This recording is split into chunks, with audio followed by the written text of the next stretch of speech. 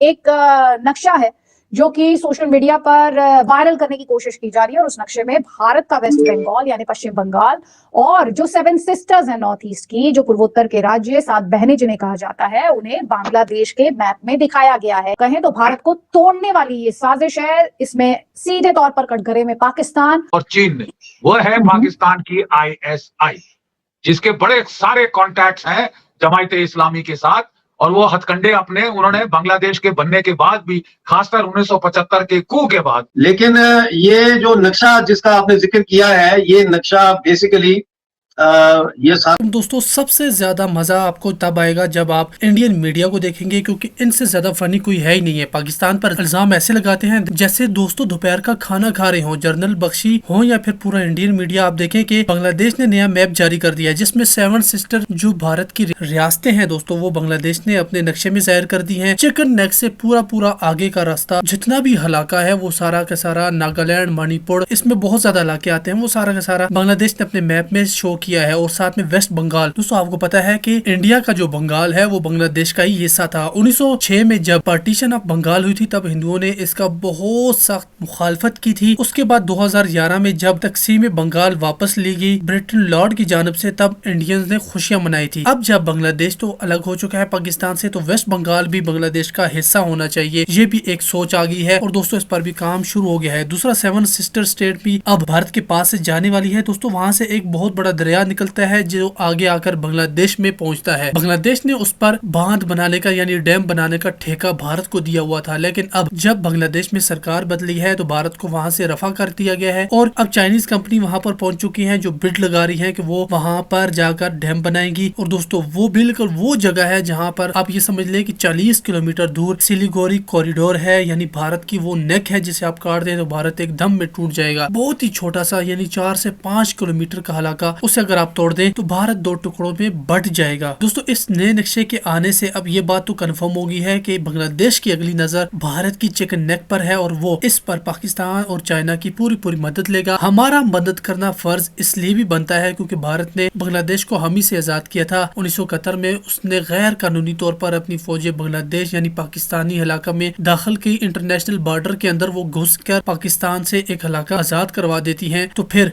पाकिस्तान को भी पूरा हक है कि बांग्लादेश के साथ मिलकर इन 7 सिस्टर स्टेट को बांग्लादेश में शामिल किया जाए। है उन्हें बांग्लादेश के मैप में दिखाया गया है, यानी भारत को एक तरीके से आप कहें तो भारत को तोड़ने वाली ये साजिश है। इसमें सीधे तौर पर कटघरे में पाकिस्तान और जो बांग्लादेश में जमात है, वो लोग जो कि पाकिस्तान आर्मी के साथ 1971 में भी खड़े थे, वो लोग जो कि अवामी लीग के खिलाफ, शेख हसीना के खिलाफ खड़े थे जब वो प्रधानमंत्री थी, और ये वो लोग पाकिस्तान के साथ संबंध चाहते हैं, भारत के साथ नहीं। और ऐसे में खबरें इस तरह की भी आ रही हैं कि जो नॉर्थ ईस्टर्न बॉर्डर है उसे भी एक्टिवेट करने की, उस पर भी बड़ा षड्यंत्र ये किया जा रहा है पाकिस्तान और बांग्लादेश द्वारा, ताकि भारत को कई फ्रंट्स पर इंगेज किया जा सके। आपको याद होगा जनरल रावत 2.5 मोर्चे पर लड़ाई की बात उन्होंने की थी, पाकिस्तान, चाइना और आतंकवाद। जो इतला है इस वक्त वो ये है कि पाकिस्तान ISI जो है वो बांग्लादेश में जमात इस्लामी के साथ और दूसरी तंजीमों के साथ मिलकर 14 ट्रेनिंग कैंप्स जो है टेररिस्ट के बांग्लादेश इंडियन बॉर्डर पे वो खोलने जा रहा है with in the next 6 months. ये हमारी इतला है, इस पर काम ऑलरेडी शुरू हो चुका है। लेकिन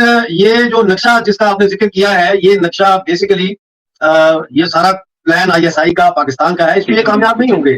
और लेकिन इनका अब प्लान यही है कि वहां पे टेररिस्ट कैंप्स जो है 14, हमें इतला है, एग्जैक्ट फिगर बताई गई है कि 14 जहादी टेररिस्ट कैंप्स जो है वो मेघालय और मिजोरम का जो इलाका है बांग्लादेश के साथ जुड़ता। तो जैसे मैं कह रहा था, देखिए दैट कास्ट ऑफ कैरेक्टर्स जिन्होंने बांग्लादेश की इमरजेंस को रोकने की पुरजोर कोशिश की थी 1971 में, Pakistan, major support United States of America, Richard Nixon, Henry Kissinger, जो कि उस वक्त आउटरीच कर रहे थे टू चाइना। और ना सिर्फ अमेरिका ने अपनी 7th फ्लीट भेजी थी इसको बनने से रोकने के लिए बे ऑफ बंगाल में। मैं बताना चाहता हूं कि उन्होंने चीन को, हेनरी किसिंजर ने एनकरेज किया था कि भाई इंडिया ने हमसे पेमेंट लेके ये रडार्स मांगे थे, एयर डिफेंस रडार्स, और हमने नहीं दिए हैं, तो ये गैप्स हैं इंडिया के डिफेंस में, आप अटैक करो। यहां तक हेनरी किसिंजर अमेरिका ने पाकिस्तान चीन को एनकरेज किया था कि पाकिस्तान की सपोर्ट में वो भारत पे चढ़ बैठे। उस वक्त ये लोग बिल्कुल फेल हो गए थे। अब यही इन तीनों ने मिलकर यहाँ जो है ये मैदान कू किया। विक्टोरिया न्यूलैंड को मिलने गया था जनरल आसिम मुनीर जब वो अमेरिका गया। क्या काम था उसका विक्टोरिया न्यूलैंड के साथ? Victoria Nuland is the architect of the Maidan coup in Ukraine.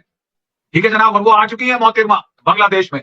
धमकाने और ये बोलने के लिए कि सेंट मार्टिन आइलैंड हमें दे दो, हमें एक क्रिश्चियन स्टेट बनाने दो, कुकीज का इस्तेमाल करके और बाकी क्रिश्चियन पॉपुलेशन का इस्तेमाल करके म्यांमार में, भारत में, बांग्लादेश में। ठीक है, जब उसने मना कर दिया तो हर डेज वर नंबर्ड। वहां पे जो मोहरा इस्तेमाल किया है दोनों अमेरिका ने और चीन ने, वह है पाकिस्तान की ISI, जिसके बड़े सारे कॉन्टैक्ट्स हैं जमायत इस्लामी के साथ। और वो हथकंडे अपने उन्होंने बांग्लादेश के बनने के बाद भी, खासकर 1975 के coup के बाद, तो उन्होंने साहब पुरजोर कोशिश की थी, अपने टेररिस्ट ट्रेनिंग कैंप्स रिवाइव किए थे ISI के।